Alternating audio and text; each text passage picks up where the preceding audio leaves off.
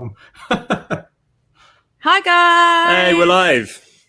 As always, let us know if you can hear and see us on screen. Because I'm not sure Tamer can. No, have we come back yet, Tamer, or not?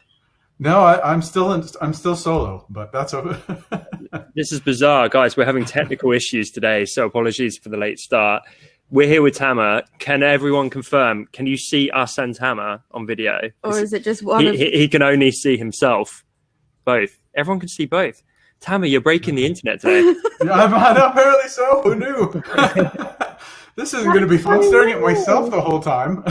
Yeah. We can see you, though. That's so strange. If only you could see our happy, smiling faces. Is there, if you hover over yourself... Okay.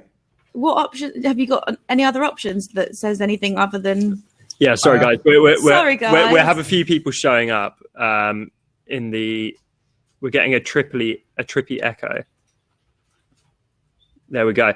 Can anyone else let us know? Are you getting a weird echo? We're not. Okay, Barbara sounds fine. Oh, the echo it finished. Okay. Okay, good. Can you see us, Tamer, now or not? I still don't see you guys. I'll see if I figure it out along the way. Just keep pressing some buttons. We'll hope for the best. Yeah. Otherwise, just pretend this is like an audio podcast or something. You're absolutely stunning, though. So I'm sure. You silver-tongued devil. Yeah. Thank you so much for jumping on, everyone. As always, we're expecting a few more people showing up in the next 5-10 minutes or so. But Tamer, would you mind introducing yourself for the lovely design cutters today? Absolutely. So I'm Tamer Ghoneim. I'm a photographer and calligrapher and entrepreneur, and extremely passionate about everything creative. I love helping others. I really enjoy teaching and helping others to find a lot of joy and passion adding art into their lives. So hopefully I can make some of that happen today. Maybe we'll see. Definitely. I have no doubt. Yeah, so Tamer is one of our favorite community members. He also is in our new photo section. Leave a little comment, yes or no, if you've seen the photo section yet. It's very fresh at Design Cuts. It's kind of like almost like a beta version. So it's like really, really beautiful stuff in there, but it's still pretty small. And we're going to be expanding it over the next year or two. Great. Lots of people have seen it. Yeses, yeah. Awesome.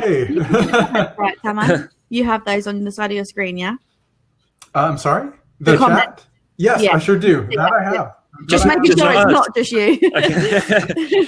Let's give a quick shout out to everyone on the call as well. Thanks so much for being with us. So we've got Iskander, Sue, Nick, Heather, Pam McClung, Rachel, Paul, Anna, Barbara, Deborah, Phil, Jeff, Michelle, Gil, AGA, let's say, Suzanne, Aoife, Hannah, Tamer, of course, Carmela. That's our Mariana, I think. It is Mouseman, John, Tony, and Nikki. Hey guys, what is up? Leave a quick comment. How is everyone's day going? Are we busy? Are we feeling creative today? And let us know. Are you ready to learn some Lightroom tips from Tamer? Because as an established homework avoidance, I hope that's Barbara, not our homework, Barbara. I think it might be. Yeah, Pam says she needs a spark of inspiration today. So, Tamer, do you mind what you're going to be sharing with us today? Oh, no, Barbara said real homework. Real homework, okay. Good. Yeah, Tamer, what are you going to be sharing? We're doing a bit of Q&A today, but you're going to be kind of walking us through something as well, right? Yeah. So my plan was basically I was going to show just a couple of slides that kind of summarize my overall process, and then hop into Lightroom, explain just some of the basics. I actually only do a lot of basic editing now in Lightroom to prep it for Photoshop. And then my plan was to show the process in Photoshop, how I do the editing to get the kind of that moody, dramatic look with the photos. Amazing. Everyone's excited for this. I can see it. They're like, yeah. Awesome. Yeah, no, so excited. I love doing this. So Good. Absolutely. I just saw from Paul as well. He said it's been a good day, busy working on some projects, and really looking forward to the call. Nice, Paul. We're glad you're looking forward to it. Sue's looking forward to cranking it up Photoshop. Also, guys, just to remind you to put your questions in the Ask a Question button at the bottom. And once we've done some screen share with Tamer, we'll do some Q&A as well, which is going to be cool. So if you've got questions, I know there were some populating in the forum thread already, but if you've got any more or you just want to move them over to the chat to answer them live today, then please do add them at the bottom for us to go through a little bit later on. Amazing. And if you want to ask why Tamer's t-shirt is so awesome, that is perfectly. I thought about maybe going business, but I decided I'm going with superheroes. I love the superheroes. It's only Tom that's gone posh today. I know. I had a bloody blazer on before this. Cool.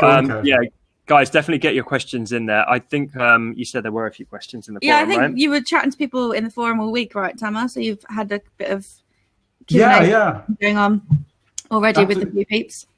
So I think most of the questions had to do with the processing, and I think there was one question around kind of permits and like what I have to do to get approved to take photos in national parks and stuff like that. And I can answer that one really quickly. I honestly have never had a problem with that. I did a little bit of research because, to be completely honest, I wasn't aware that could be an issue. And from what I found, that it was primarily, I can pull the page up just to show the answer, but it was primarily around if you're taking video in a national park or one of those places, or if you're modifying the environment in any way that they would need to oversee, that's when you needed a permit. So for still images, you don't need a permit as far as I'm aware. That's an interesting question. I would never have thought to ask that myself. Yeah. So shout out to whoever asked well, that. I just kind of waltz into the national parks and start taking pictures. So.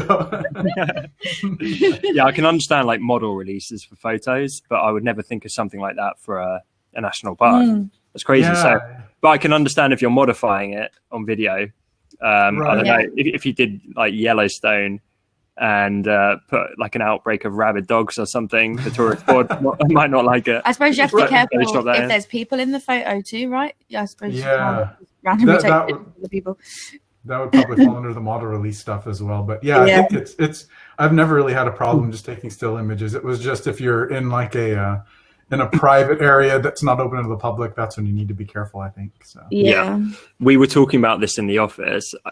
Let us know in the comments who remembers this, but we did a mock-up pack years ago and we created our own mock-ups.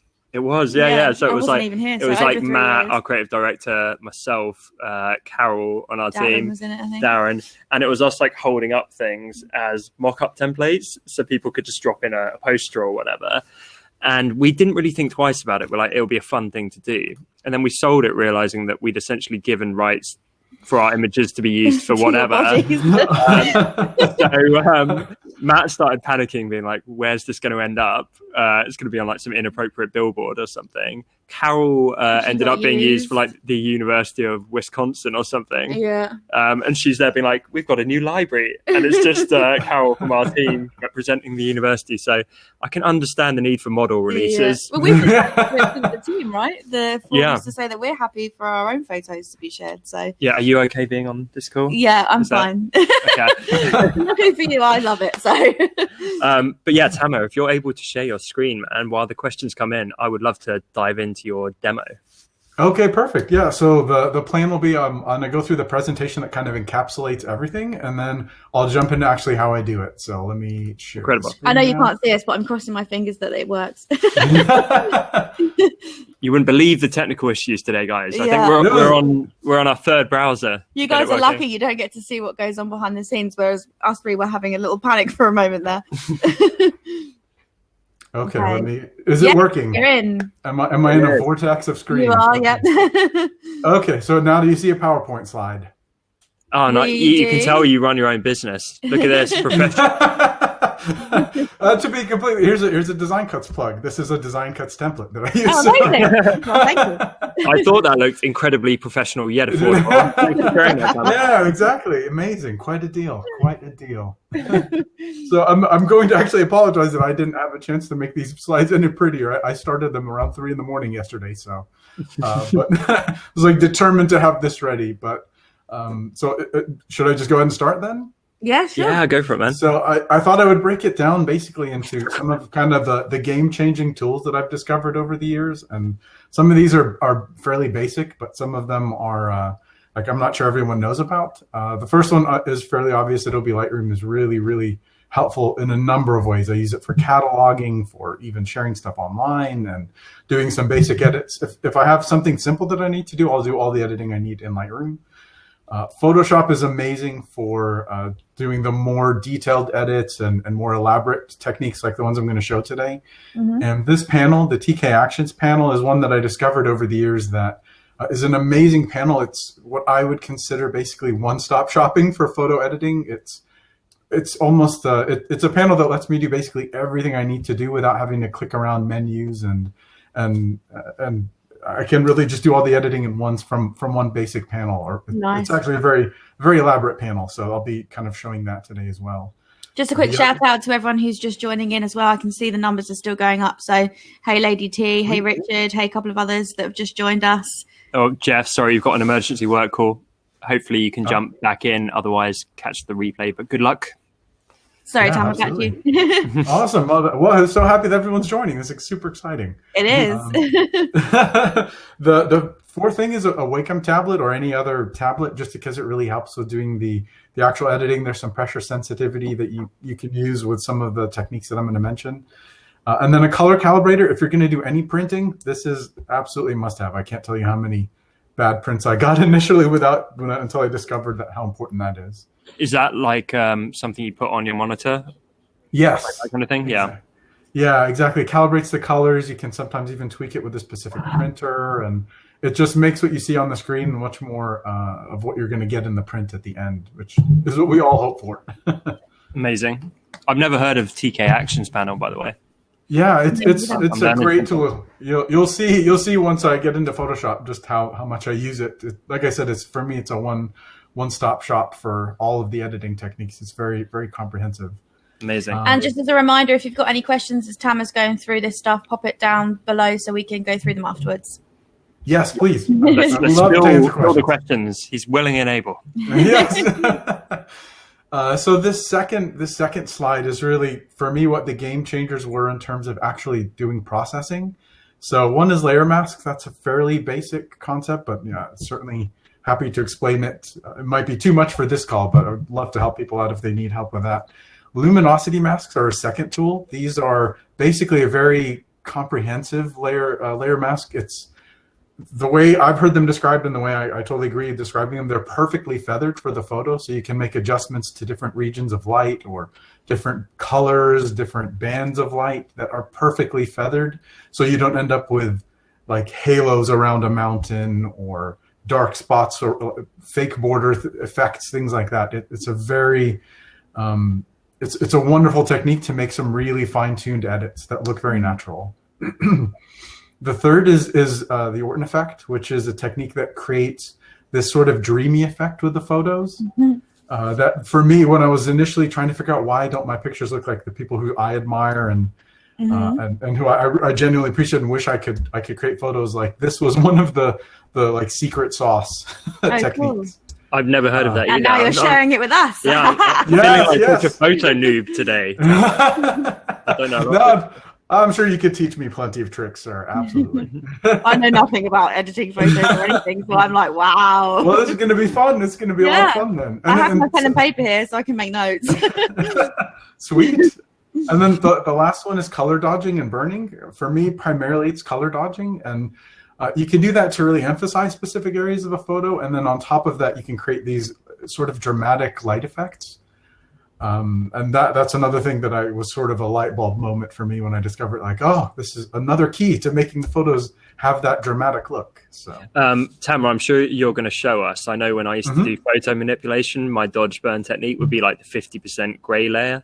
Do you go with that, or do you use a different one?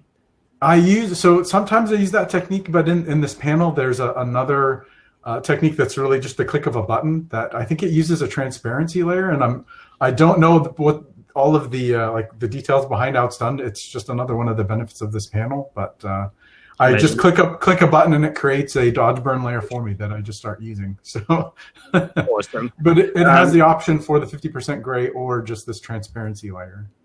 I can't wait to see this thing. Thanks for everyone who's participating in the comments. I think Pam said she's taking notes.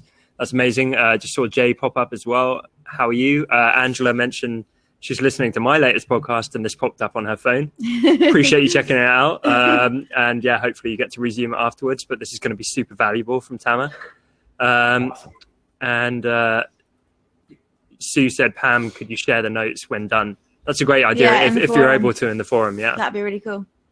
Is that for me? Oh, hey, Doris as well. Doris joined. Tamer. Yay, hey, Doris. Doris. Cool. Hey, Doris. Doris. Yay to all the tribe members. Super excited. And Rachel is here as well, isn't she?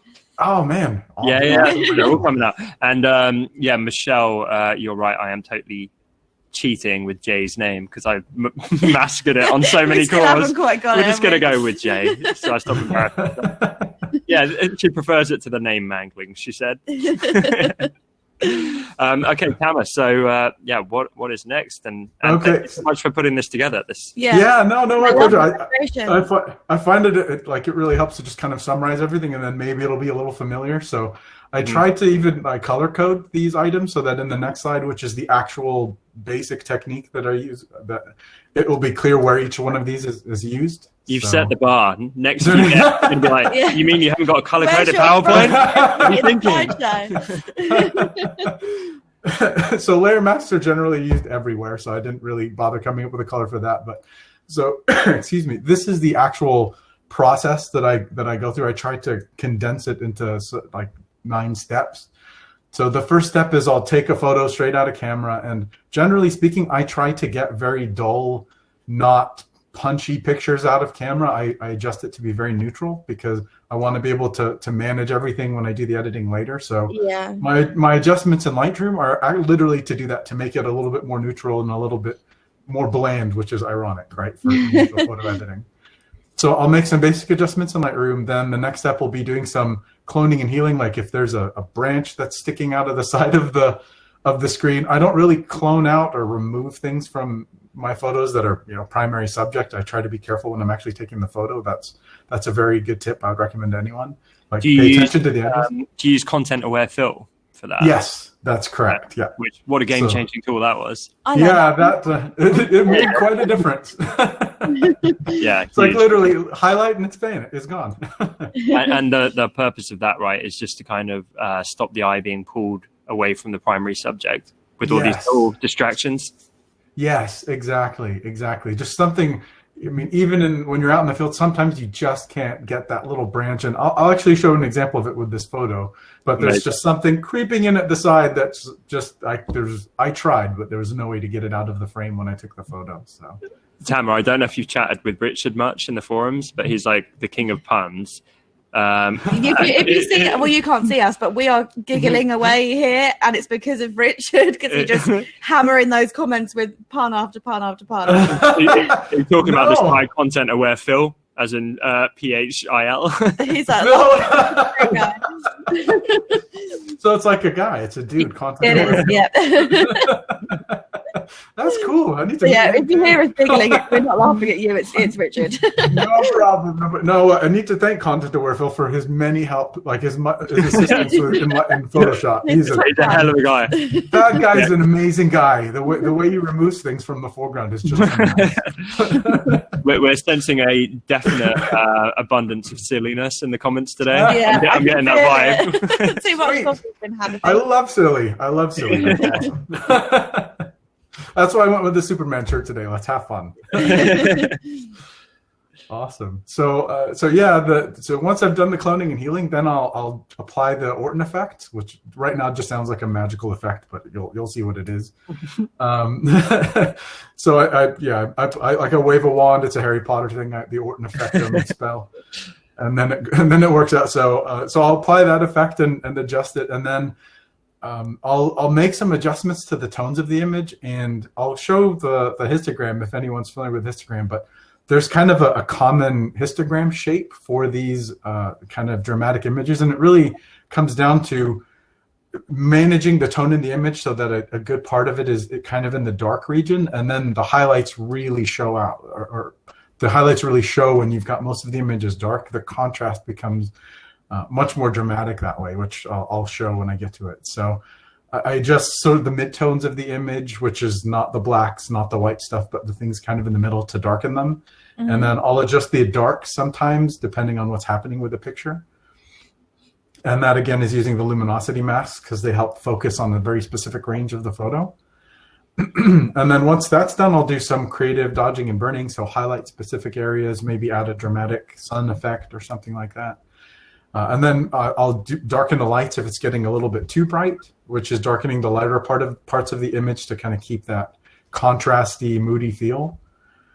And then number 8 is basically any other adjustments that feel like I should make when I'm working on the image. Like if I need to do any saturation or contrast or any additional fine tuning, they're all kind of in that bucket. And then the last thing, vignetting and sharpening. Those are kind of the last steps. So that's the basic recipe. I'm very intrigued to see how you do the vignettes, because there's so many different ways of doing it, and the sharpening actually. Okay, so, cool. Yeah, I want to compare notes. Tom's got some personal face. Okay, cool. Yeah, I'll be happy to share those. There are so many different techniques. I actually use there's ways to do it in this panel. I actually, once I've processed the image, I use, because the sharpening will depend on if I'm making a print that's really large or if I'm making just something for the internet. I tend to sharpen each final image individually. So if I'm making a large print, I'll run it through. It's Nik. It's a Nik product. It's Nik Sharpener, which used to be owned by Google. I think it's owned by DxOMark now. The bummer of that is it was a free product when Google owned it. So it may still be out there. But I'd be happy to share what that looks like too. Awesome. So are we jumping into Lightroom first? Yes. So that is the plan. Can you guys see the screen right now? We can. Also, just quick shout out to Teresa. Hey, Teresa. Thanks for joining. Yeah. Hey, Teresa. Yeah. Hey, Teresa's here. Awesome. Yeah. As in Tribe Teresa. Yeah. Yeah. Hey, so cool. So basically what I'll be going through is, so I've got 3 images here that are shown. So this is the starting point. I don't know if everyone can see that, if the screen's refreshed. Can you see that? So that's the original photo, yeah? This is the original photo, basically straight out of the camera. Cool. I mean, still incredible, right? Yeah, Michelle's giving love heart eyes. Yeah, pretty awesome starting off raw. Oh, cool. Thank you. Yeah, I try to tell everyone this. There is some editing going on, but there's no substitute for trying to take a good initial photo. And I can guarantee you I've taken tons and tons of bad ones, so or ones that I think are bad. So just keep practicing and having fun. And there's some basic things that you can remember when you're taking the photos that help. Happy to share those. That may be too much for this call, but yeah, it helps to have a good starting point for sure. So, yeah. So this is basically straight out of the camera, and then I'll just highlight it real quick. But this is just with some very basic Lightroom adjustments. So I don't know if it was even clear what the difference is, but I basically just if I go to the develop module here. Cool. By the way, guys, seeing a couple of questions come in. If you put them in the ask a question bit at the bottom, we'll jump into those after the demo, because I'm keen to kind of let Tamer flow with this. Cool. Yes, and please stop me anytime. Happy to answer any questions for sure. Tamer's great in the forum, by the way, guys. All over it this week. I'm like, yes. It's amazing. I was genuinely excited. Completely honest. I was like nervous and excited at the same time, but mostly excited. But yeah, I really do love helping people figure this stuff out, because you can tell. Yeah, we're going to go through this, but absolutely we're going to share where you can find Tamer online, because you need to go follow him. He's like a natural born teacher. Oh, you guys are too awesome. He's like, so jumping into this again, basically, I don't know if you can tell, but this is the basic change. So I went back to the original photo, and now I hopped back over to the edited one. So basically all I did, I reduced the exposure a little bit. Again, I'm trying to get it into that moody, darker range, right? So I reduced the exposure. I bumped up the shadows just to pull them out a little bit more, so that they're not like, the shadows were mainly here in the trees, right? This is the darkest part of the photo. So this is the area that it was pulling a little bit more detail and information out of when I pull up the shadows in that area. And then I reduced the whites just a tiny, tiny bit. This is probably not even, I'm sure, a negligible adjustment, but I felt like it made a difference. The clouds look slightly more pink to me, almost. Is that just my eyes, or?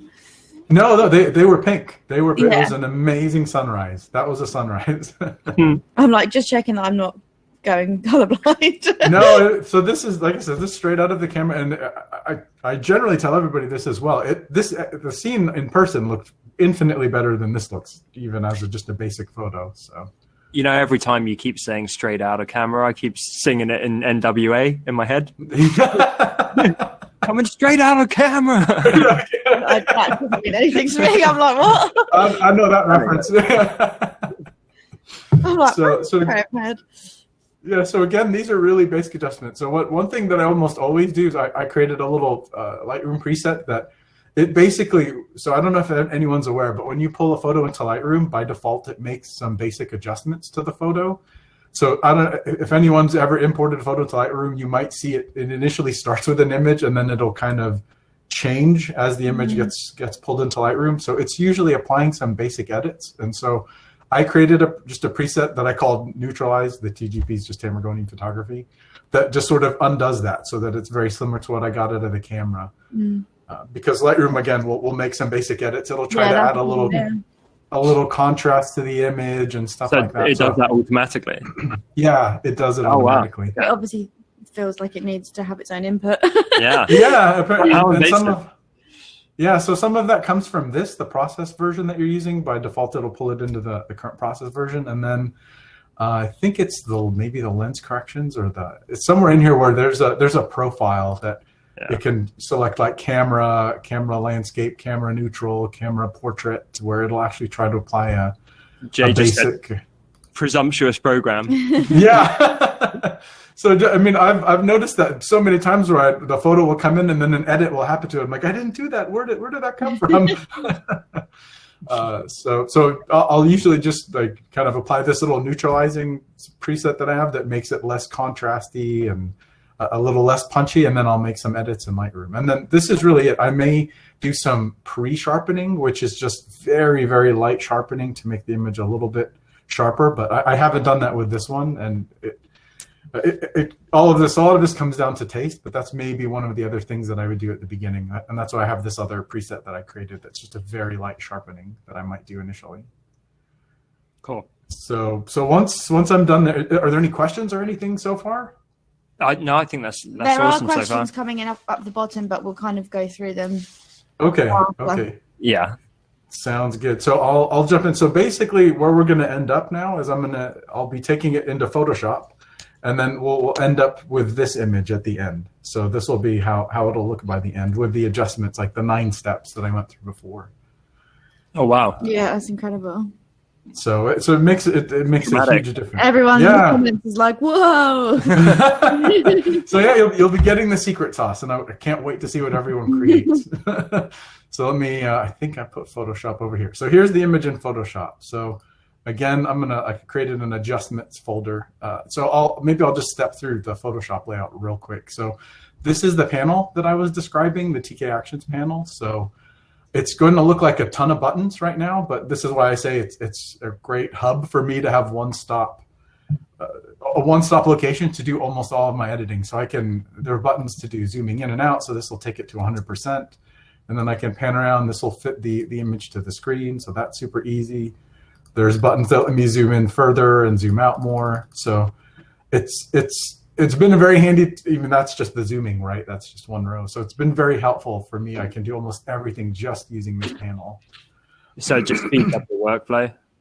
Yeah, speeds it up dramatically because I'm not generally going through a million menus trying to find effects or create these luminosity masks and stuff like that myself. It just handles it all very quickly. So it speeds it up a lot.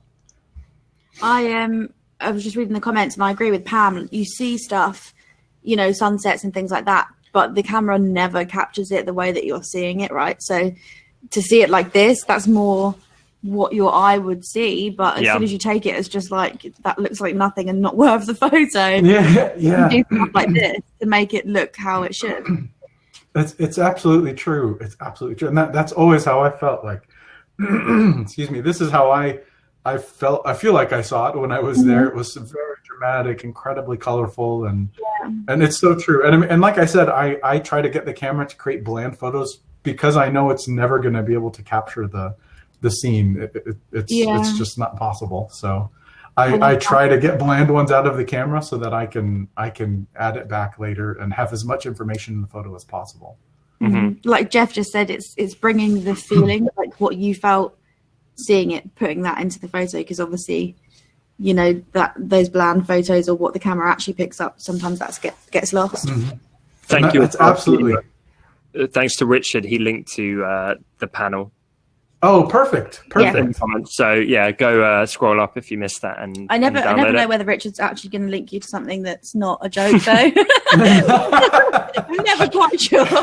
Well, the developer of the panel, his name's Tony Kuiper. That's the TK, and I hope I pronounced that correctly. He may actually be in the community as one of the people on the call today. So a huge shout out. I caught up with him and told him I'd be mentioning his panel.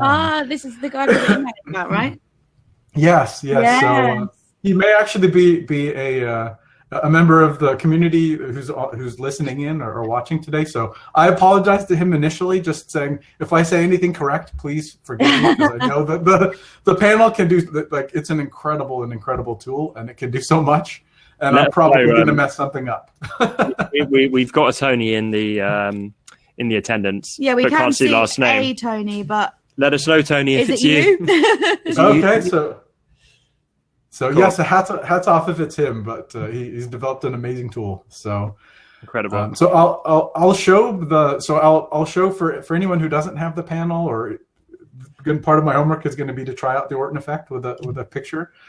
So I'm just going to show how to do that manually, one way that's super easy. So if you have Photoshop or even any other image adjustment program, this is how you create the Orton effect. And what the Orton effect basically is it adds that sort of blurry dreaminess to a picture.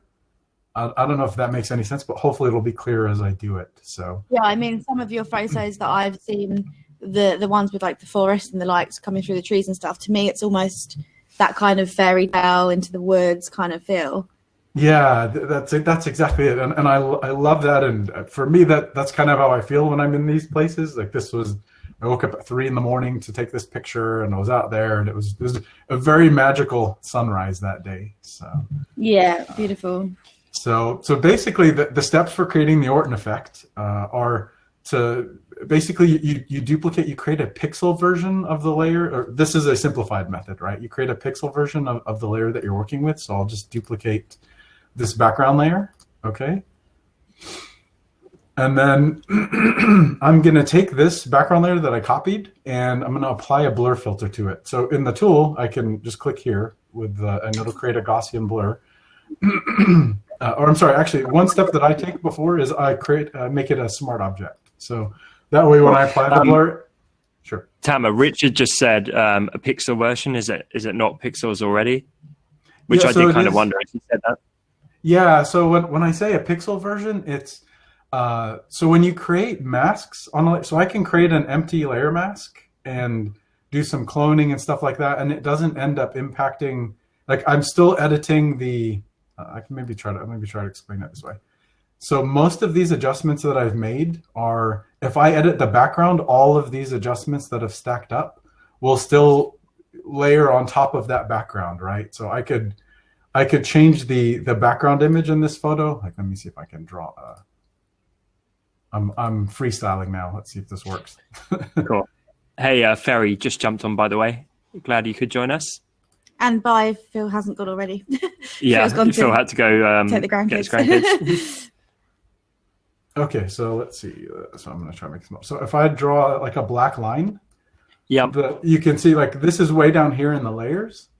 Yeah. So basically, when I drew this black line, every layer above it still reflected that okay, it's still stacking. So if I move this pixel layer up, this is what I call a pixel layer, then it's only taking, like, everything underneath this is not visible. Okay, are you clipping all the adjustments to the pixel layer? Is that how it works?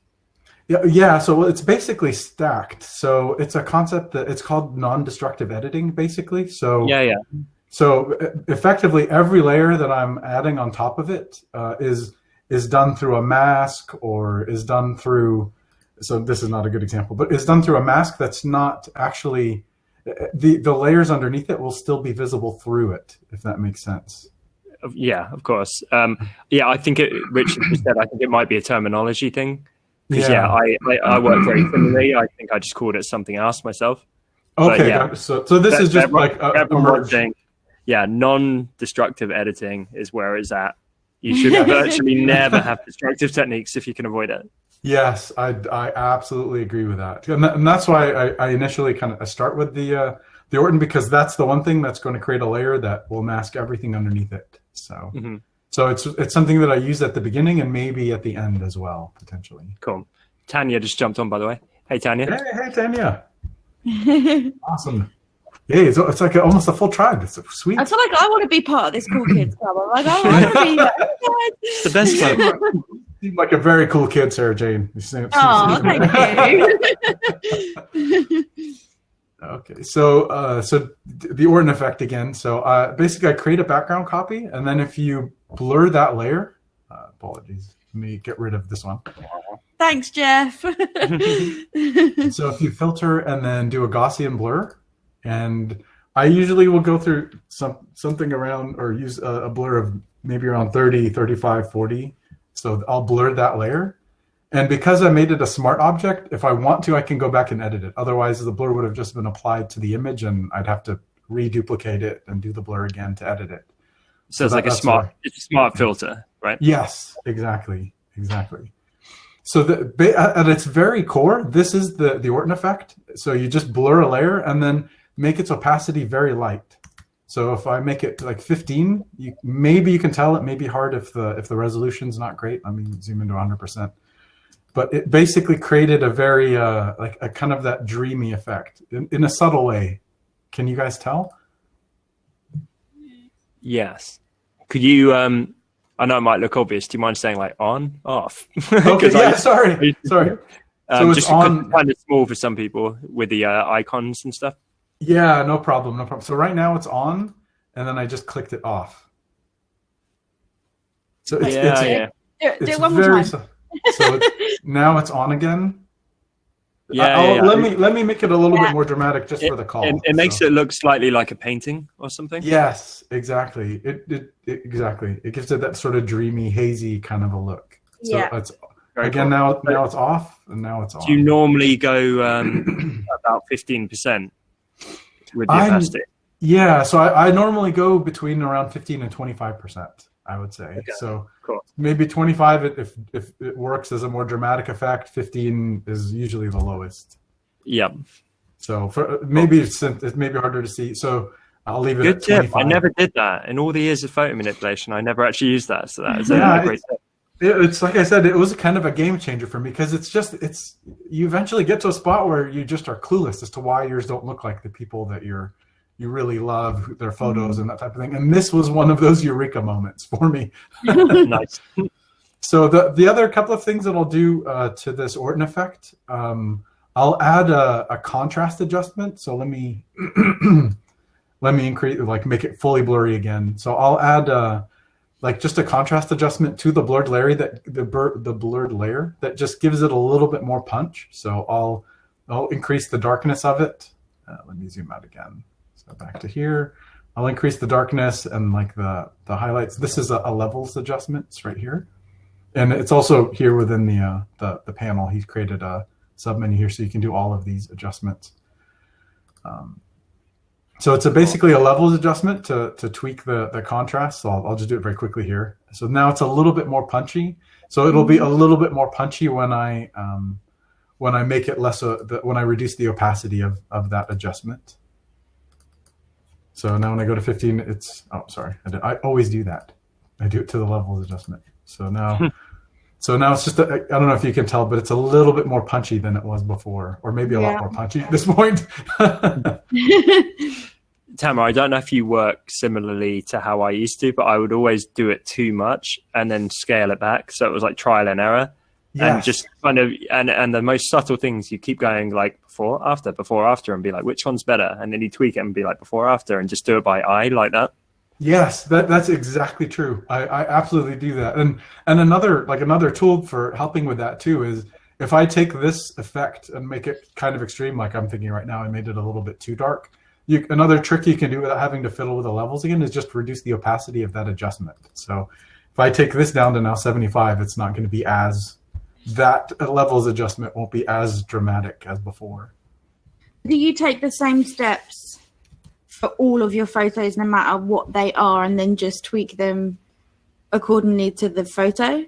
So like, for example, I am not a photographer. I do not take photos, but I will take photos of stuff and then like filter it with, you know, like the apps on your phone or whatever. And I can use exactly the same filter, but sometimes it works and sometimes it's just like, oh, hell no. Yeah. No, I know exactly what you mean. And I totally agree. So these are the 9 steps that I mentioned are sort of basic steps that I'll generally apply, but sometimes for some images they just don't work. So you skip one. So I want to for sure communicate to everybody that none of these are rules. Those are helpful tips, but really at the end of the day, it's just how you decide. Yeah, how you decide to apply them, and then what you like, right? Somebody might not like this dreamy effect, so they may not want to apply that Orton filter. And for the public record, SJ says she's not a photographer. She takes a great selfie. I think many of us have seen that. I'm willing to not to be like, I take pictures of my face all the time. I was actually thinking more of like outfit shots, but we won't go into that. Maybe we should turn this over to Sarah Jane and see what kind of awesome stuff. No. Yeah, we're gonna have the Orton effect summer collection. Yeah. I can't wait to see her new photos now. Sweet. If you could just make me this as like an Instagram plugin, then I'll use it all the time. Yeah, there you go. Millions to be made. I will make a note of that. I will make a note of that. Cool. So what is the next main step? Yeah. So the next main step. So I don't know. I don't know if you guys try to always end on time, but because I realize I'm taking up a bunch of time right now, but this is basically the gist of the Orton effect. So it's really creating I'm happy to run a bit over because I don't want to skip any of this, and that does happen sometimes on these calls. So don't stress. Okay, no worry. I appreciate it. So yeah, really, that's the key to the Orton effect. Basically, it's a blurred layer with a very low opacity that creates that sort of dreamy. It's kind of a nuanced change, but it really makes a difference. At least I feel so. Amazing. Okay, so now I'm gonna undo the Orton effect. And I'm going to jump into the actual edits that I showed you that resulted in that end product. So I mentioned the cloning, right? So I noticed and this is where I say look at your edges to just make sure what you've got in the photo is what you want there. And I noticed right here, this tiny little corner. I'm going to zoom in so you can see it. Right there. There's this tiny bit of a tree. Oh, right, yeah. That made it into the photo, right? So to remove that, I just created a new layer and did the cloning. So that one's easy to do, so I'll do that quickly again. So brand new layer. And then this is this tool, the healing brush. And you do content aware. And then, again, thanks to Phil, the content aware Phil guy. Get out, Phil. So this is what I make. So I call Phil, and you just highlight it, and then, boom, it's gone. That's... That is the cloning. You're not doing this directly on the layer. Right. You're doing it on a blank layer, so I presume you had to turn on sample all layers on the checkbox, otherwise it doesn't work, right? Excellent point. That's right. So sample all layers. I forgot about that. So this will sample all the layers underneath so that it knows what to remove and what to remove. That was the game changer too, because I always had to think you had to work on the layer, but this is a non-destructive way to do it. Yes. So yeah. So nice. It makes a huge. So yeah, if I want, for some reason, I decide I really want that tiny little distraction inside there, I can go ahead and put it right back just by hiding that layer, right? So it's just that simple. So that's what I called here the clone. So I can delete that one. So I cloned out the tree. Oh, sorry, it's the whole layers. Let me just go through them step by step. So here I cloned out that's the Orton. So I cloned out the tree. That's the first step that I'll go through just so that I'm not blurring something that doesn't need to be there. Yeah, that's crazy how much, like, I wouldn't have noticed that, but now you've pointed it out and it's gone. I'm like, wow, it looks so much like cleaner, but I would never have noticed it. So. It's one of those little things. Yeah. And I was amazed. So when you end up talking to people, professionals or museum curators or magazine editors and stuff like that, which I was super lucky to have an opportunity to do that last year. They notice stuff like that. Yeah. I had someone just, you've got a little, the light's not in or out. It's halfway cropped out in one of the pictures I had of a church. And I remember thinking, I didn't even notice that. That's impressive. Yeah. So yeah, it's these little things, and these little things eventually stack up to the whole image ends up looking really cool by the end. Mm-hmm. So that's step one is cloning and cloning anything out of the image that doesn't belong there. And you can really do this with a lot of stuff. You could clone out clouds and you could remove all sorts of things. I tend to try to keep my images pretty straight to what they were when I took them and not manipulate them in any hugely dramatic way as far as adding and removing things.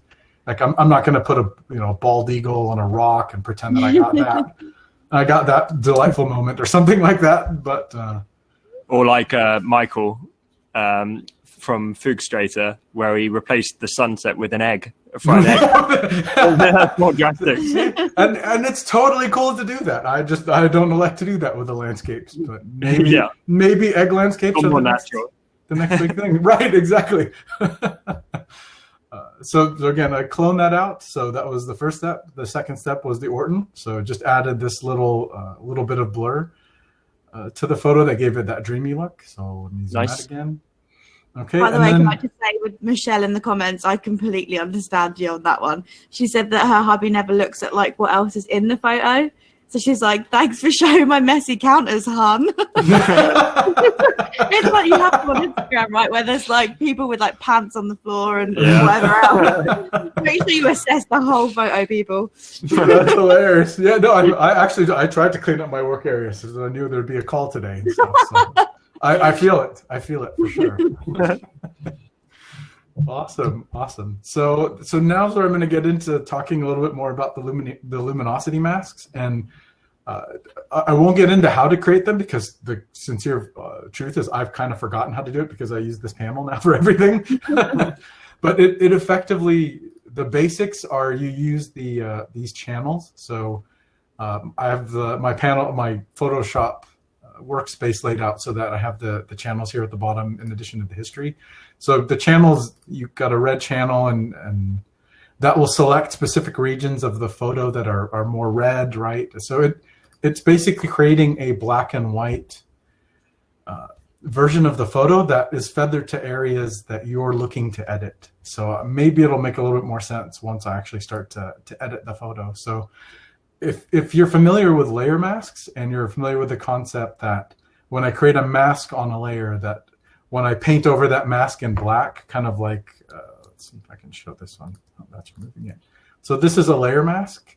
And so when I paint over this layer mask in black, the stuff that's black is not going to be shown. The areas in white are what's shown from whatever adjustment you're making.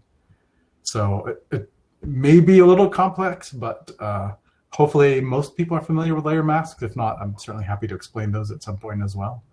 Yep. I think most people know them. Okay. Yeah, you can't see us, but we're nodding our heads. Okay, good. So that's the basic gist of a layer mask. So what luminosity masks are taking that concept to like they're turning it to 11 for anyone that knows that reference. Final tab. Exactly, that's right. I mean, you've lost me again. When you, this one goes to 11. Exactly. Yeah. This is one of my favorite scenes ever. So what the luminosity masks are taking, like I said, taking that concept and turning it to 11 because it creates a mask that's perfectly matched to what you're trying to edit. So I'll use this as an example. So remembering again that what's white shows, what's black doesn't. So if I wanted to make some really, really fine edits to my picture, right? And I want to target, for example, just the areas that are not necessarily the darkest and not necessarily the brightest, because I don't want to make it, when I'm editing a photo, if I make the dark areas even darker and they're already black, they'll just be blown out, meaning there's no detail, there's no information in there. When I print it, it's just going to be a completely black glob. That's the technical term, I believe. Yeah. So when you use these luminosity masks, it's basically creating a mask that I've done it again, that looks like this. So this is a midtones mask, and if you remember again the concept of what's white shows, what's black doesn't show, and then anything gray in the middle will show at that appropriate level. So a dark gray won't show as much as a light gray will. A whiter gray will show much more than a very, very deep gray. So these luminosity masks allow you to create masks that are perfectly feathered, meaning if I want to adjust the midtones of the image, so if you can tell here, the areas of the photo that are black, or the areas of this mask that are completely black, are the darkest, or that are closer to black, are the darkest areas of the photos.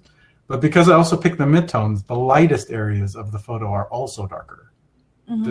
Does that make sense? Yeah. It does, yeah. So it's kind of perfectly feathered to a specific band of light or a range of light. And what's helpful with this tool is so I can create I'm just going to click off of this for a second, but I can create a mask that's like these are midtones here in this area. So I can create a kind of a constrained midtone, right? So this is only really letting a very focused area of the midtones through with whatever adjustment I make. If I click this one, it'll open up it a little bit more. If I click this one, it'll open up a little bit more as well. And then I can actually even tweak this mask to edit make it darker, make it lighter, and all of that stuff. It's a really powerful tool. So you could then paint black on this one, for example, and it would be knocking back the lightness of the clouds if you painted black over there. Yeah. Right. So, or like as an example, so this is a great example. I'll just show the edit that I made. So let me cancel this. So what I did here is I selected the midtones, right? So I did give me the midtones of the image. And then I created an adjustment layer that was based on the levels. So this is a levels adjustment layer. And then I took this because I know in the levels adjustment, this is going to impact the middle tones. So I took this and made it a little bit darker. So it's a little bit hard at first to grasp, but once you get it, it's like a eureka moment. But this adjustment is influencing the middle tones of the image way more than the dark or the light tones of the image because of the mask that I have applied to it. Yep. That makes sense? So yeah, it does. So that's what makes it such a dramatic change, because if I tried to adjust these same areas by hand, it would, I think, be impossible, basically. So different brushes and stuff. Anna just said she didn't know how to do that, rather. And then Richard asked, so having created a luminosity mask, you then use it as a layer mask for an adjustment layer or smart filter. That's just because he's struggling to see. Yeah, that's correct. Because he's struggling to see the layers panel. But yeah, that makes sense. Oh, I'm sorry. Yes, that's exactly right. So I created the mask and then I applied that to a levels adjustment. And then when I made that adjustment, the mask applies that adjustment to only the areas that are most allowed by the mask. That's probably not the most logical, but awesome. So that's basically what I did here. So I darkened the midtones of the image. So you can already tell it's getting a lot more dramatic, right? Mm-hmm. So I mean, people may be surprised that I don't actually make a lot of adjustments to hue and saturation and all of that stuff initially. When you start to edit the luminosity of the image, you actually get saturation adjustments. You get a more saturated image just by virtue of making those changes. So I save all of that for the end if I do it. Very cool. Okay, so I darken the midtones. Let me just make sure I've got the right layers. So I darken the midtones. Sorry, Jeff was saying, beware if your skies are blown out, this technique will not help. I think that is, Tamer, I'd love to get your thoughts, but from experience, you've got to get it relatively correct and raw. If it's a bit dull, that's fine. But if something's blown out, that's data you can't really bring back that well. Yes, that's exactly right. So, I mean, I can demonstrate that really quickly if it'd be helpful. But yeah, so if I go back to my neutral image and I increase the exposure to the point where, so in Lightroom, this is obviously a hugely dramatic change. but in Lightroom, if you this little triangle will tell you what's blown out. So when you take an image and you see that the histogram is rammed up to the right side of the image like this, which happens on phones because they don't have the dynamic range to really capture an image or a scene that's got a lot of luminosity differences. Bless you. Yeah. Pam just said very correctly, I hate when a client gives me a crappy photo and then tells me to work my magic in Photoshop. Completely agree. Like when I used to do this stuff, the first step was always try and get the best quality photo, the highest res, all that kind of thing. Exactly. Yeah, and that's why I say so much of it has to do with what you do in the field. So that's why I say I'm generally trying to get a very neutral not overexposed kind of an image. And sometimes you have to bracket, right? So that means taking a series of images, one may be darker, one may be lighter, to get the luminosity of the whole scene. Like if you take one in the middle of the day on a sunny day, you're going to need to do that usually. Yeah. Awesome. So maybe yeah. not in the UK because it doesn't ever. It's not really sunny, so. You got no choice.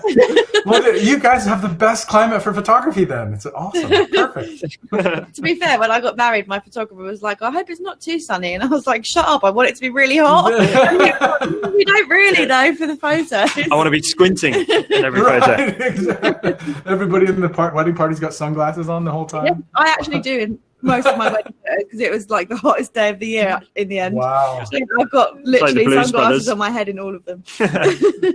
Oh, that's hilarious. But yeah, so it's absolutely true, and it's a great point, because if the image doesn't have the information in it, you're never going to get to recover it, no matter what you do. So Yeah.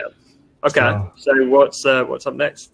So up next, so sometimes depending on if the image is getting too dark, or if it's getting if the darks are getting too washed out, I'll make an adjustment to the darks to kind of fill them in just a little bit. So again, using the luminosity masks, this area of this panel creates darks masks. So again, I'll show what one looks like. So let me show this one. So if you're looking at the image as it is right now, let me actually do it before I made this adjustment. So the darkest areas of the image are right around here in the trees, right? So if I select a fairly conservative or a fairly severe darks mask, those are the areas that will show up as white. Does that make sense? Yeah. So now whatever adjustment I make to that area will now affect these areas way more, and the black, which is the sun, the sunrise, will not be impacted at all, right? That kind of looks creepy, like there's some sort of thing coming out the sky when you look at it like that. So if you're into horror photography, Yeah, very Stranger Things. So if you want to take horror photos, this can be a great way. Just take the image. Suzanne has to run to work, but she said she's going to see us all in the rerun, and she's so looking forward to playing with all these great tips. Yeah, definitely. Oh, super. I can't wait to see what she creates. It'll be exciting. Yeah, make sure you guys share it in the forums so Tamer can check it out if you pick any of these tips up and apply them to your photos. Absolutely.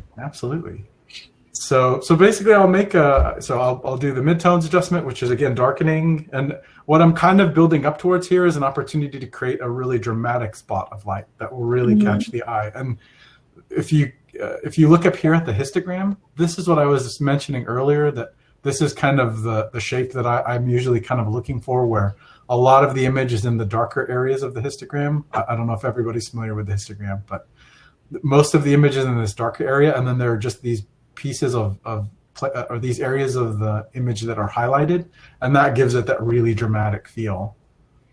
Love you that. get so much contrast there. Jay also said, unfortunately, she has to run as well, but should definitely go through this again. And thank you for sharing all the great info. And your photos are stunning. Oh, that's super kind. Thank you so much. Thank you so much. I can't wait to hear what you do with all of this, and see as well. Bye, Jay. Bye-bye. Cool. So what happens next? Yep. So now I make an adjustment to the darks. I didn't end up doing anything really this time because it was getting to where I wanted it to be, but I might make a minor adjustment to the darks of the image. So here I just added a little bit more darkness to those areas and made it a little bit more moody, again, knowing what I was going to be doing next. So that kind of, again, brought a little bit more mood into the photo through a darks mask. So here's the mask that I used for that. Okay. So after that, and then I kind of adjusted it a little bit because I didn't want the areas in the border. Sometimes some areas get a little too impacted, so I'll still add a group adjustment, another layer mask on top of that to mask out some parts of that adjustment. Yes, and hopefully most people know, but if you don't, you can absolutely apply masks to layer groups. That, again, is a huge thing because then you can just put a load of different layers in the group and apply masks over the whole lot in a convenient, non-destructive way. Yes, that is another outstanding tip. And as a supplement to that too, it's out when you've applied a mask to something already. It's actually a great way to apply another mask on top of it. So I'm only adjusting one thing here, but it also I love that because sometimes you want to edit your mask or have two versions, but you can't edit a mask non-destructively unless you do it this way and stack them in groups. Yes, exactly. So that's another little hack for adding more and more masks. So the next adjustment that I'll show here is another one of the like secret sauce techniques. Nice. My favorite parts. Yeah. So this is another one that adds. So this is where, like I said, my image is getting really dark, and I know that. And if you're familiar with how to read a histogram and work with a histogram, I've left a little bit of. So this is the area where I'm starting to blow out highlights and stuff right up at the edge here. So I've left a lot of room to add a little bit more light to the picture and create that little bit of drama. So what I'll do, this is a technique for kind of emphasizing sunsets or sunrises, and it's a dodge technique. So once I turn it on, it's going to make a pretty big difference. So it's literally adding a dodge layer and then adding kind of a glowing area where the sun is coming from. And there's a little tweak to it that I like to use as well. So when I turn it on, you'll see like that area of the sunrise is a lot brighter now. Yeah. But still not blown out. That's the good news. Yep. That's awesome. So it's the difference between having a very beautiful sunrise and all that, and now it's got a lot more drama to it. And this like light area here, exactly. So this light area here, yeah, that's exactly it. So this is like you were mentioning, Tom, earlier, the 50% gray method. You can do that, or again, here I use this panel to do it. There's just a dodge adjustment here. And the little tweak to this technique is usually you use white paint. So you'll use a brush with white paint, and that'll start to add the dodging, right?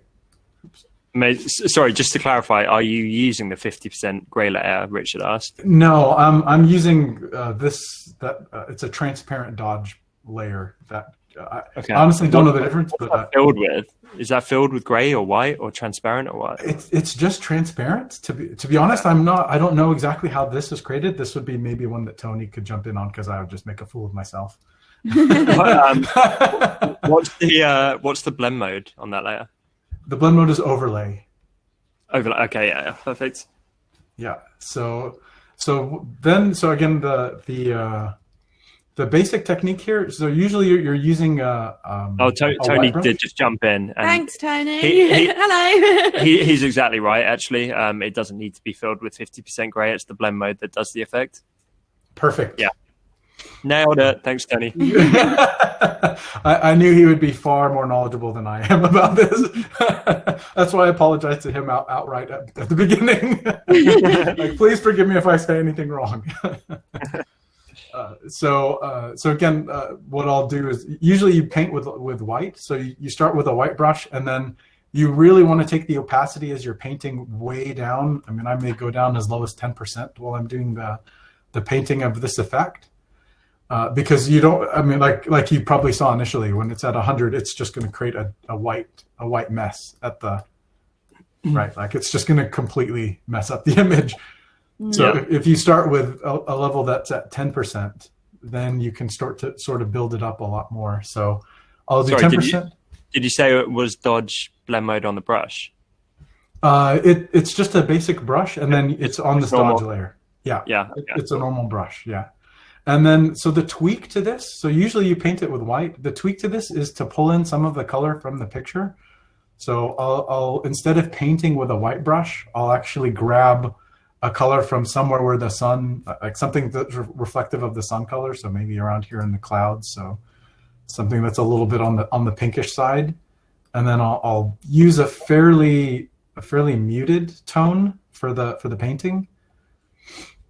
So I'll pick something around here, and then I'll use that color to do the dodging. So now, with a really low opacity brush, you can just start adding little highlights here, a lot more here, and then start to kind of spread them out.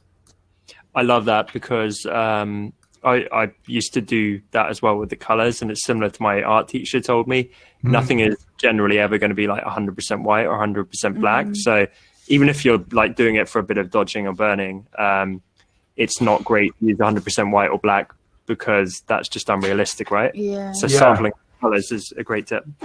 Yeah, exactly. And this, like, it adds a little bit more vibrance and a little bit more saturation to a little bit more color to the image, rather than it just being completely just whiter or blacker. Cool. Also, I don't know if it's gone already, but Anna had to jump out and feed her little baby. So bye, Anna. Thanks for joining. If you haven't gone yet. And Ferry had a question about going full screen. I'm not sure. We will have to look into that afterwards, I'm afraid. I'm scared to press anything after the technical. Yeah, sorry guys, we'll have to look into that. Tony said adjustment layers for burn/dodge don't allow for this painting with light technique. Which, okay. Yeah, I'm not 100% sure what you mean, Tony, but yeah, please do clarify, because definitely keen to learn as well. Yeah, so this is the technique that I've used, and again using this layer. So again, that's another one of the techniques that you can use to add that dramatic glowing effect. And you can also, I mean, people also in an image, if I'm spending the time processing it, I might even zoom in. Cool. Oh, right. Sorry. Tony just clarified. Someone mentioned, someone else mentioned burning and dodging using adjustment layers.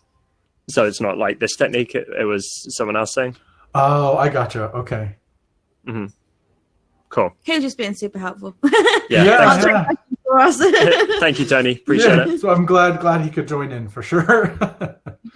So just saying, I might even dodge just some little details about highlights just to make them more apparent or something like that. It's not just for these grand highlights, but so that's another thing that you can do with the dodging. Awesome. And then that's basically it. So now once I've gotten to this point, you can tell I've got sort of the dramatic, moody sort of a look. I've got that area that most of the image is a little bit darker. I've got the area of really bright highlights to add focus. So after that, I'll just go in and maybe make some other simple, like minor adjustments, like just tweak that a little bit further. So here I did hue and saturation. I brought the brightness down, or I added a little bit more contrast. One of these is a vibrance adjustment. One of these is an actual saturation adjustment. And then I brought down the lights of the image a little bit more, and then did a clarity adjustment. So I realize it's a lot to go through so quickly, but this is where I was saying I'll make some more customized adjustments, but kind of the foundation is already there now. Yeah, and this is the quicker part at the end. Yes, that's right, exactly right. And then I'll finish all of that by adding the vignette, and then that kind of pulls the focus into the middle. And Tom, you asked about the vignette technique. Again, there's another tool in here that's super handy. So I'll just click on this TK area, and another panel opens up, and I'll add this vignette. So just click on the vignette, and then it's using a blurred layer again. So I usually blur it to around 450 or 500, or depending on what the image needs. And then I'll use that as the vignette. And then I'll just tweak the opacity of that however I want, maybe 35 or 50, whatever it needs to be, just to make it more or less emphasized. This is a really handy tool, and I think we're going to do it in the forum after the call, like later on today or tomorrow. But I think there was a kind of special offer which was connected to this, right? Yes. Yeah. I reached out to Tony beforehand to see if I could arrange for the Design Cuts community to get like a discount for a limited time. So he was kind enough to allow that. So. Oh, amazing. Well, thank you so much, Tony. I'm sold personally. I think this looks incredible as a tool, and that's not like any kind of affiliate offer. It's just us recommending something. Yeah, absolutely. No, I reached out because it's such a critical part of my developing process. As you can probably see, it makes my life so much easier than having to create stuff manually. So yeah, that's really, really cool. Thanks, Tamer. Absolutely. Cool. So I think that's absolutely stunning, and I wouldn't have known exactly how you got there, to be honest. And it's really good to see how you've done it more with luminosity mask than just slapping, a couple of adjustment layers and going to town. It has more finesse as a process. Yeah, it's for sure. It's a lot more of a manual effort, which is why it takes a little time, but I find it a lot more rewarding than just some canned HDR program or something like that. 100%. I'm seeing there's quite a lot of questions that have come in. Sure. We might need to do those in the forum due to time constraints, I'm afraid, because we still have to set the homework, etc. Absolutely. But we can put that incredible offer from Tony and Tamer in the forum. we can, Tamer, if you're happy to respond to some of the questions in the forum, that would be super appreciated. I would love to do that. Tamer, just so you know, once we're finished on this live call, it will stay here and people can like rewatch it and stuff, which means that the questions should also stay there too. So the thread that you were in before this call in the forum, we can carry the conversation on over there so that everyone can access it. But you'll be able to like see the questions in here and stuff and put the rest of the info in the thread in the forum. If you were able to maybe copy and paste some of the selected questions and put the answer onto that in the thread, that would be absolutely incredible. Sure, absolutely. So that'll all be in the thread, right? I'd be happy to do that. Ferry was asking, could we see another before and after? Would that be possible? Yeah, sure. Let me go to Lightroom. So these are, let me try. And Tony was saying it also has your personal style. Nicely done. I appreciate that. Yeah, it's very, very cool work. That's very, very kind of him. So yeah, I mean, I could try to pull one of these up. Are there any preferences? Like these Canyon ones tend to be kind of popular. This is one where I applied a lot of those techniques. Amazing. This one people like as well, the Grand Canyon. So this one's got a lot of that stuff as well. Wow. So actually, have you got a folder with the design cuts photos in there? Yeah, this is it. So this is my smart So, library. So guys, I've been so lost in the demonstration here. I forgot to talk about it. Yeah, we definitely want to give a shout out. So there is a nice green button below this video saying check out Tamer's photos. He has his very own store in our marketplace, and we very recently opened this. It's a new photography section, and the whole point behind it was we wanted only the highest quality photos in there. So we're being very, very selective like we are with everything. But it's also incredibly compelling in terms of price and that type of thing and license. And it's just so much clearer. I know normally when you go on a stock site, it's like, you get a tiny size. And when you select high res, suddenly you have to pay $150, $300, some kind of huge amount. And then if you want to use that for commercial stuff, it's even more. And the whole thing's very kind of complex. Whereas with all the photos, including Tamer's, it's literally $10 a photo. You get an extended license built in and you instantly get the highest res possible. So, why would you want to settle for like small or medium sizes? I never understood that. So we only offer the high res.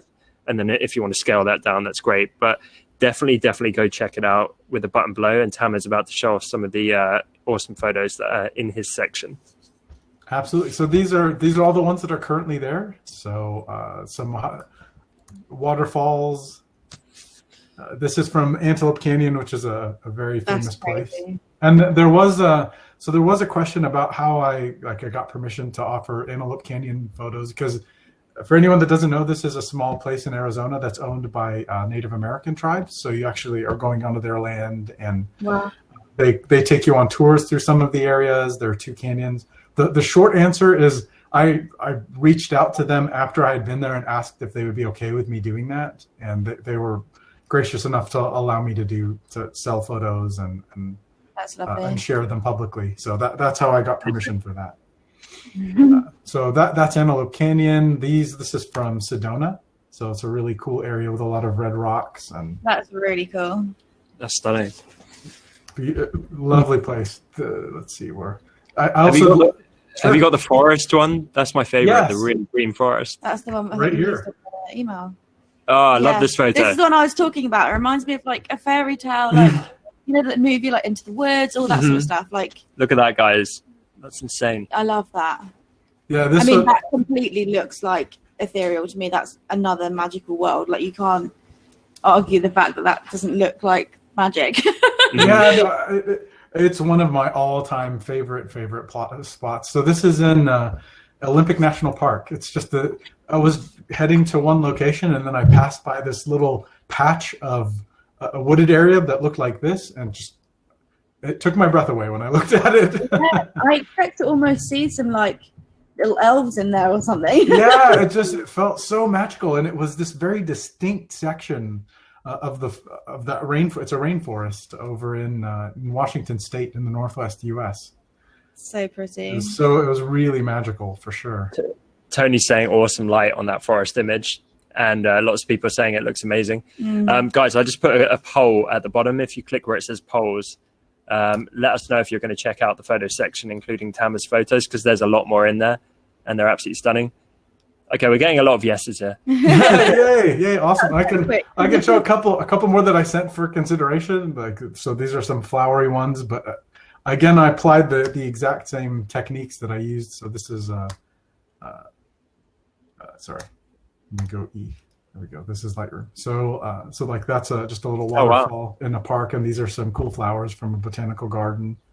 Nice. So you can really apply the techniques to a lot of different subjects and different types of photos. Do one for selfies, though, yeah. Sorry?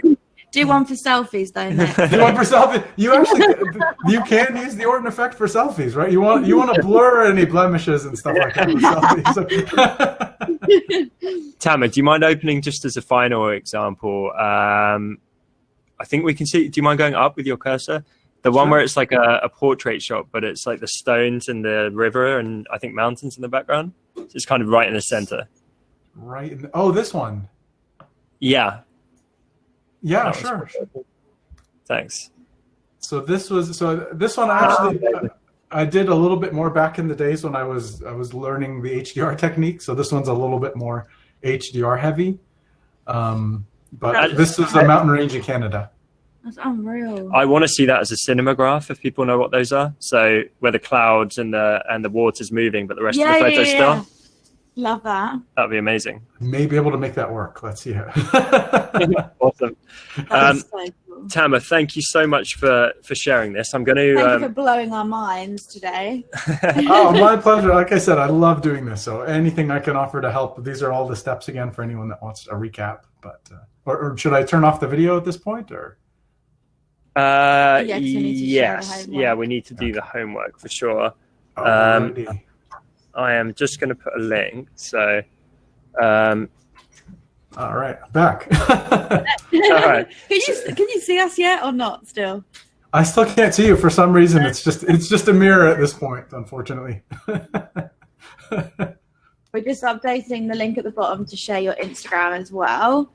Yeah, so I've just done that. So if you check out Tamer's Instagram, he is going to be launching a photography one very soon, I believe.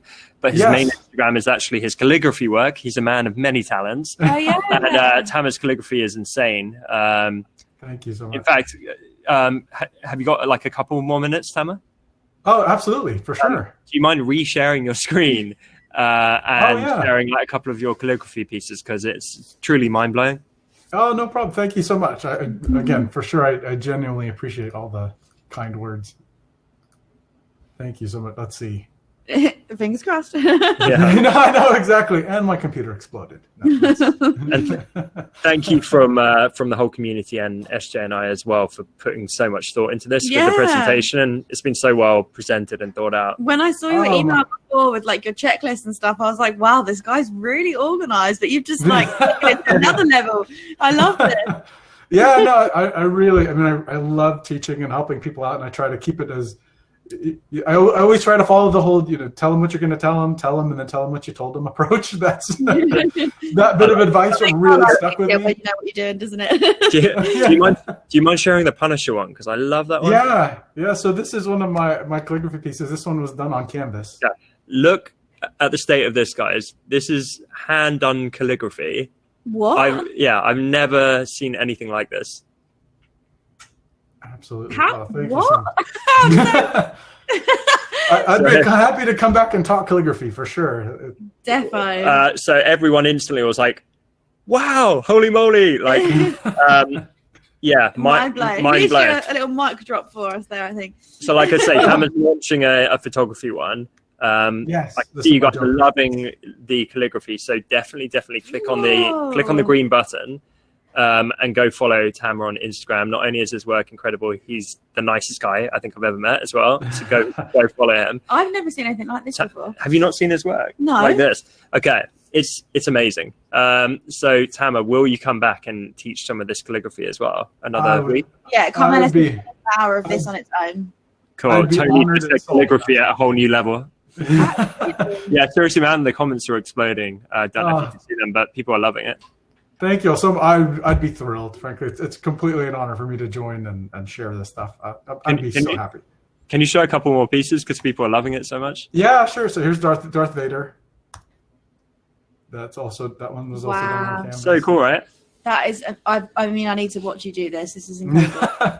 I would love to. So if you check my feed on Instagram, there's a post that I did for the Calligraphy Hub that I took a video, so you can see a little bit of how I do the abstracts. But thanks to Tom's expert guidance and advice, I'll be sharing much more of that soon. Here's for any of the Avengers fans. Here's one of Thanos. So cool.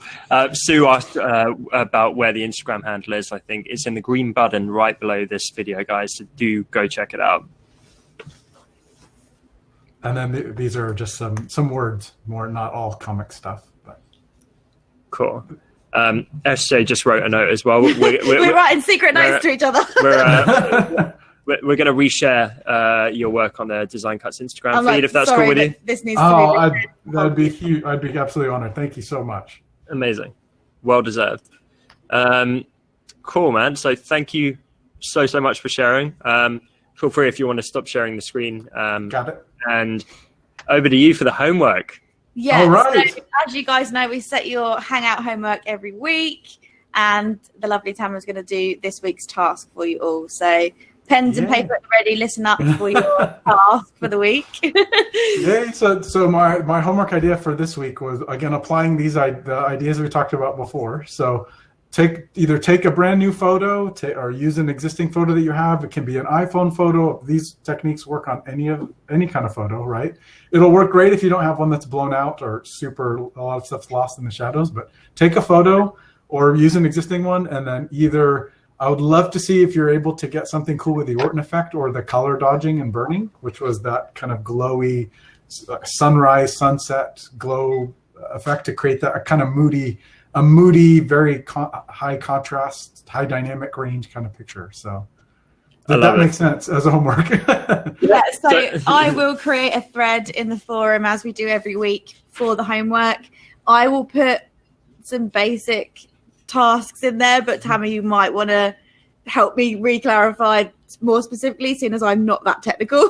I'm happy to do so. I'm sure you'll be able to use some like all or any of the techniques you've learned today to improve some of your photos and post the before and after. Is that right? That's exactly right. Yes, that's exactly right.